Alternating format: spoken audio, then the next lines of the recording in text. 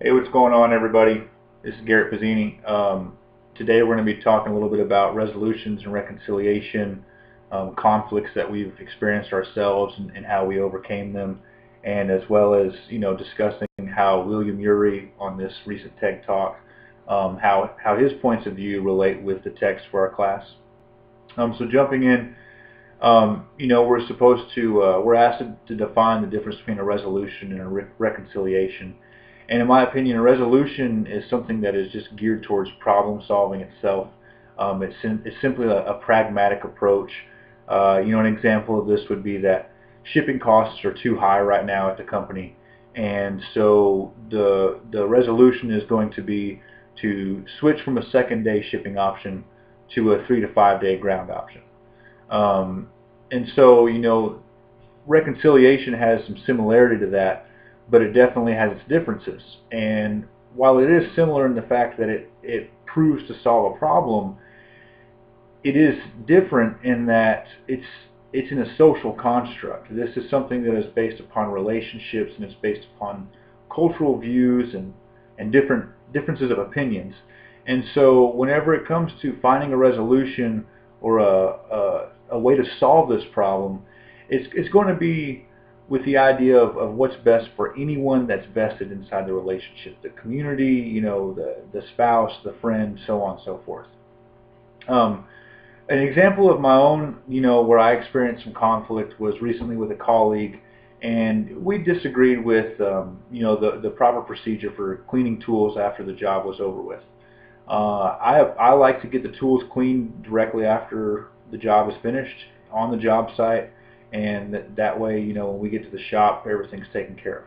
My colleague prefers to wait until it gets to the shop. That way we have, any equipment or any kind of cleaning supplies, everything is there readily available. And so, I understand that. But we had a difference of opinion. He had his side, I had my side. And the third side would have been my boss. For him, he's just concerned with the tools being cleaned. He's not too privy one way or the other in which order we do it.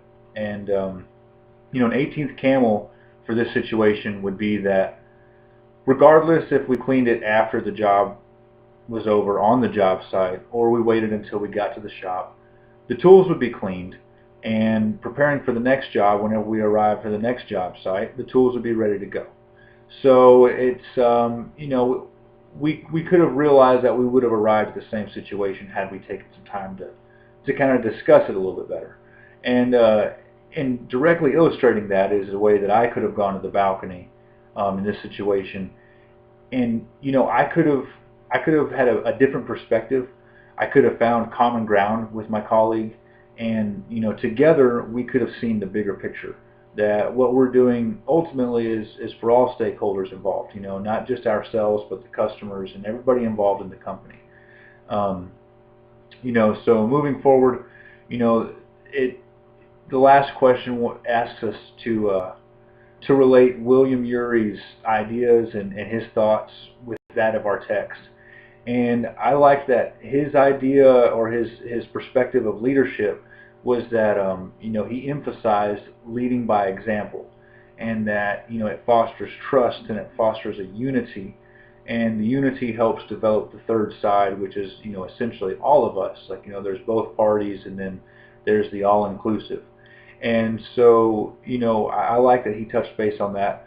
I also agreed with his ideology on individual behavior, and he also recognizes something that was mentioned in the text, and in a way that the text puts it is what's in it for me is a mentality that people have, and the way that William Ury addresses it is that if we use active listening, we will be better able to find the root causes of problems, and if we can determine what the root causes of the problems are, we'll be in a better position to find a solution, or more so to reconcile.